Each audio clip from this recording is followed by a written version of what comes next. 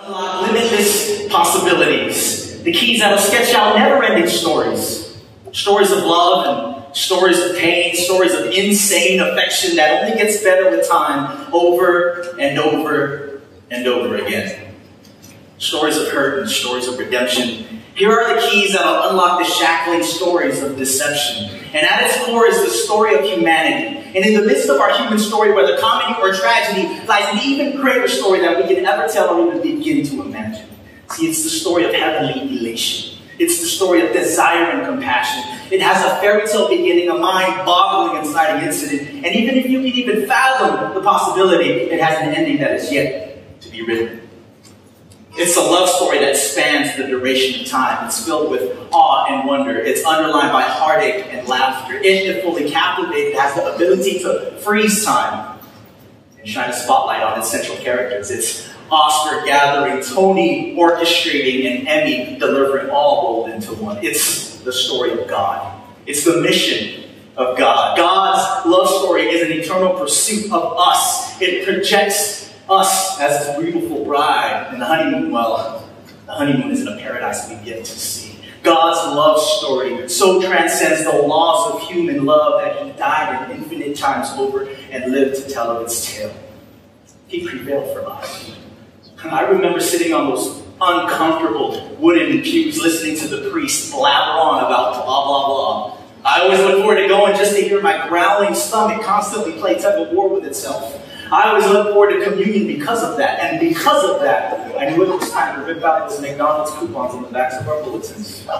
Sunday mornings were about golden crosses pointing to the golden arches. I remember sitting on those comfortable padded pews listening to the pastor, well, blabber on about blah, blah, blah. I always look forward to going, though, because I'd never seen electric guitars and drum kits in church before. I always look forward to going because I knew I didn't have to kneel a bunch of times over and over and over and over again. But sadly, in both experiences, whether Protestant or Catholicism, it seemed like we were always encouraged to come. It seemed like my attendance was mandatory, my participation was obligatory, and my spirituality was left in the hands of the clergy. Time and time again, I would watch the ocean kiss the sand. As the sun would disappear into the horizon, it seemed like God was absent from those coveted places of worship. But there he was, in the salted, crisp breeze, breathing. And as the ocean would be sent away time and again, only to come back to kiss the sand again and again, God would repeatedly remind me about his death and his resurrection. And it was then that I realized that God was bigger than those massive cathedrals and coveted places of worship.